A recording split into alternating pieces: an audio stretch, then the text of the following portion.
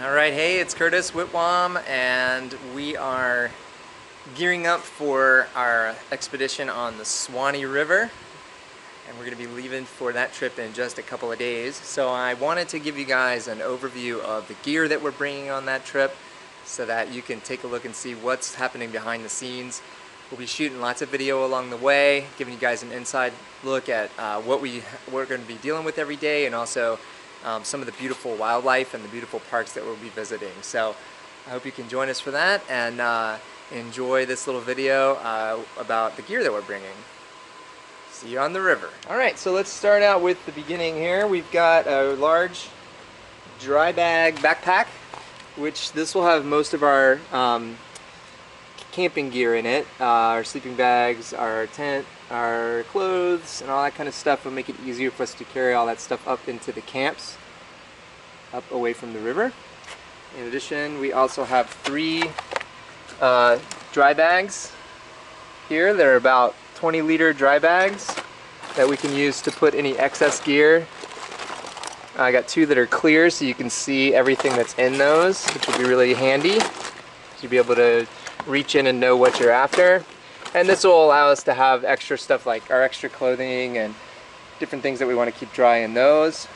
On top of that, I've also got some of these Z-Packs little dry bag stuff sacks that we use to store pretty much everything, all the little stuff. And we'll move on down the line here, and I'm going to skip over to this side. We're going to bring our Z-Packs tent that I featured in my backpacking video. This is the Hexamid tent from Z-Packs.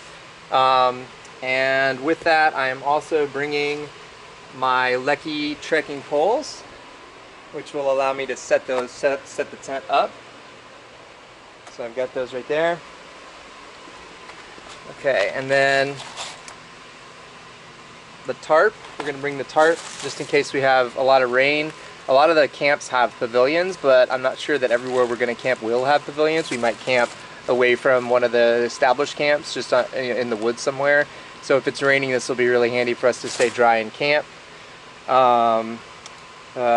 Sleeping pad, which I've got right down here.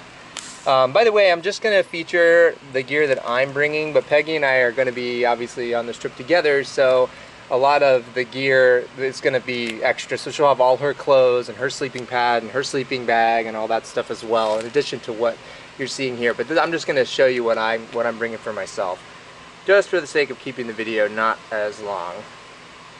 Alright, I've also got a garbage bag that I'm bringing, and that'll allow us to have a place to put our sleeping pads, and just so that those will stay dry, because they're really bulky and I don't want to have to take up space in one of our dry bags for these.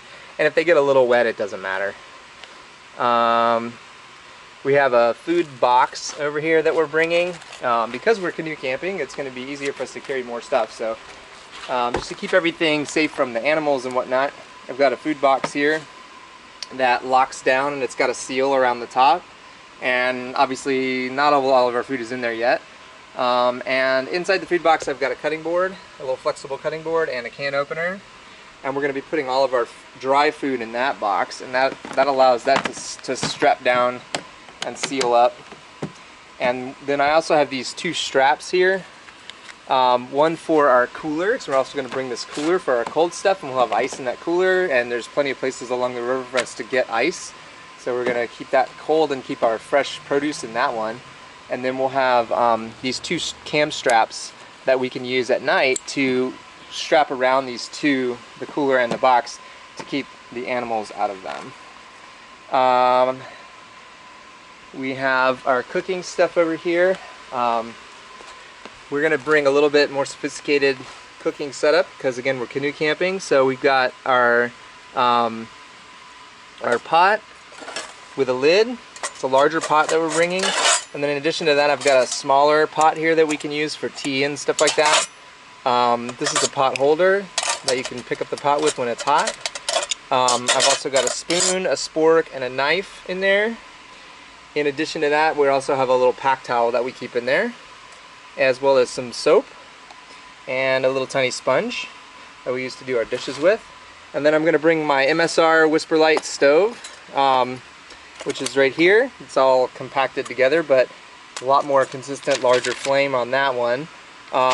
And then our MSR fuel bottle here. In addition to this, I'm also bringing a small 1-gallon gas can, plastic gas can, with some extra white gas or Coleman fuel inside that.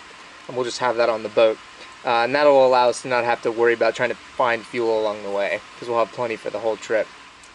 I've got a bear bag line, good old trusty bear bag line, in case we do want to hang anything, and this will also come in handy as a clothesline, and it'll also be we'll have the ability to tie it into the boat if we want to tie anything in, so it doesn't, in case we dump the canoe, we won't lose any gear. We'll have it all tied in.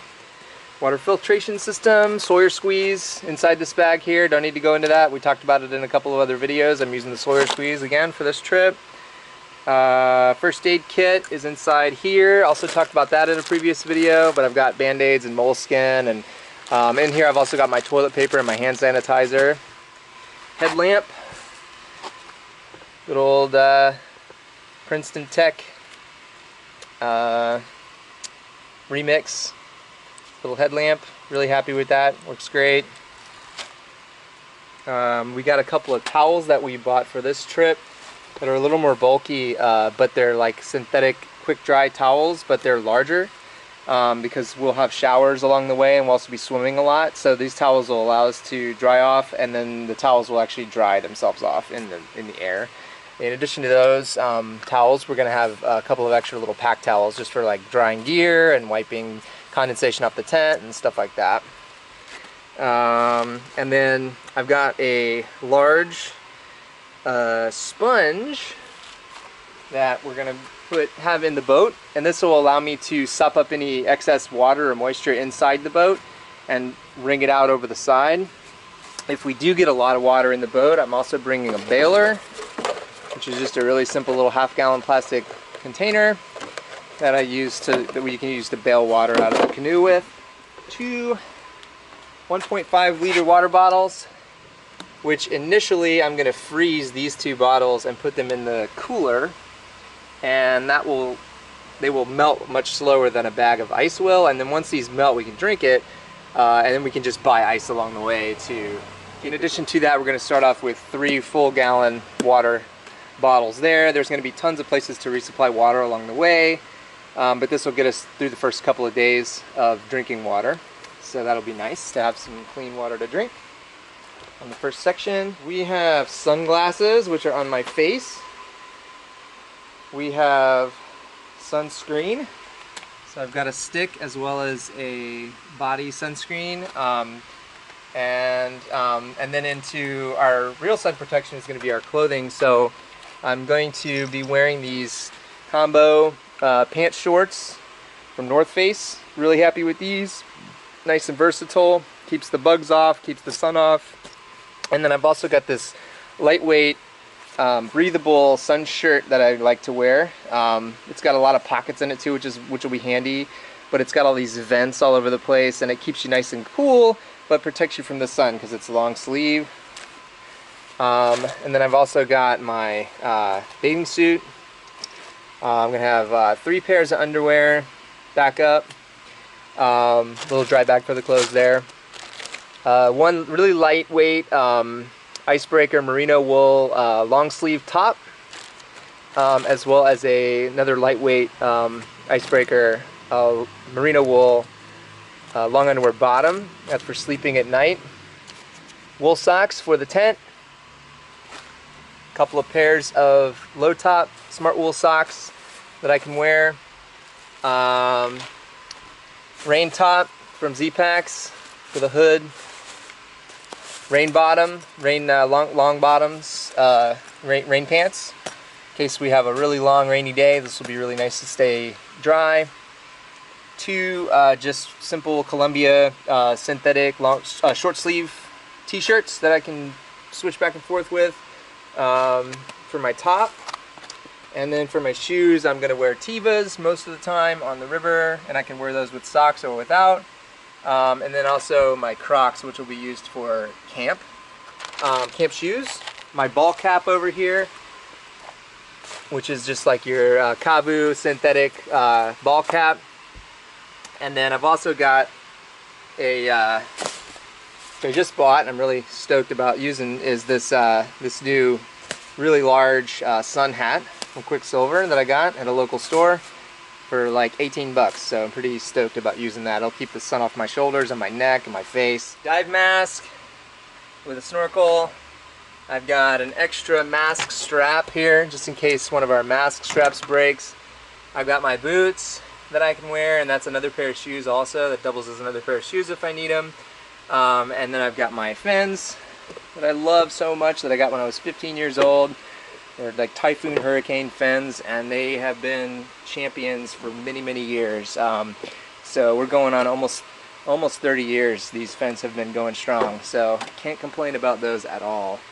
I also have an extra couple of boot straps that I can, for my fin straps that I'm going to throw in my bag, and in case these break, although these are both pretty much brand new, so they should hold up just fine.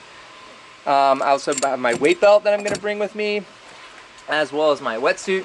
I got a full length, long sleeve wetsuit, long bottom wetsuit that I'm going to wear in the spring so I can stay in for a long, long time and get lots of killer footage while I'm in the water.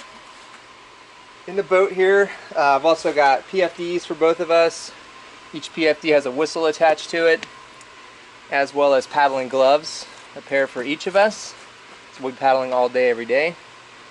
3 paddles. There's one, there's 2, there's one back there, and then I've got a third extra paddle down here in the floor of the canoe, just in case we lose one or one breaks or something like that. We'll have an extra paddle. The boat is also equipped with bow and stern lines to allow us to tie off anywhere we go. If we're going up to a dock or something like that, or we can tie off to a tree, keep the boat where we want it. We've also got all of our maps and our information here. I've got a map of all the springs. This is a map of the camps. This is a map of all the boat ramps and the boat launches along the way. Really great little map, and it has also all of the mileage in little black ticks all along the river there. You can see little mileage marks. And I've gone ahead and marked off every one of the camps on there, as well as all the springs. And then it also has the boat ramps on there too, as well as the towns. So we'll be doing 2 resupplies on this trip. So this will really help us with navigation as well. Should be really cool. I've also got a lower Suwannee River map of like the different lands. So what's public land, what's private land, what's state parks, and all that sort of thing. So that gives us a little bit of information about the lower Suwannee. And then I've also got another map out here of, this is actually a nautical chart of Tarpon Springs to the Suwannee River out in the Gulf of Mexico. So this gives us a bigger picture view of what's outside the Suwannee River. Is for when we get to the end and we want to paddle out into the Gulf, we'll have this information for navigation purposes, which will be super handy. And then I've got some more information here just that I'm bringing along, that's information about Dowling, which is one of the towns. And we'll have all this stuff like in a couple of Ziploc bags to keep it dry and keep it handy for navigation purposes. Electronic stuff over here. Kind of jumping around a little bit, but I've got the underwater housing for the camera, which I'm shooting with right now, which is the Sony Action Cam. This is the basic water resistant or slightly waterproof housing that you can shoot in the rain or you can dip it in the water, but this is the actual deep diving underwater housing. I've got the battery charger, which is my Anchor 16000, which has a charging cord for itself, and then I've got the charging cord for the camera here. This is the bag for the camera. This is a dry bag for my iPhone. Here's the iPhone, and then a charging cord for the iPhone, and you can also adapt that to charge just about everything else. There's also a pad in here, a little notepad, and I've got a pen that I'm bringing with me too. All this belongs inside of this dry bag here, keeps everything together and keeps it dry and organized. I did fail to mention that I'm also going to be bringing my Z-Packs down sleeping bag, which will probably behave more like a quilt with the warm temperatures that we're having. I'll just lay it on top of me. I'm also bringing my pack cover, which is going to come in handy, I think, hopefully. It's really lightweight, it's compact, but I'm going to just go ahead and bring it just in case I want to cover anything up to keep it from getting wet, just to have some extra rain protection.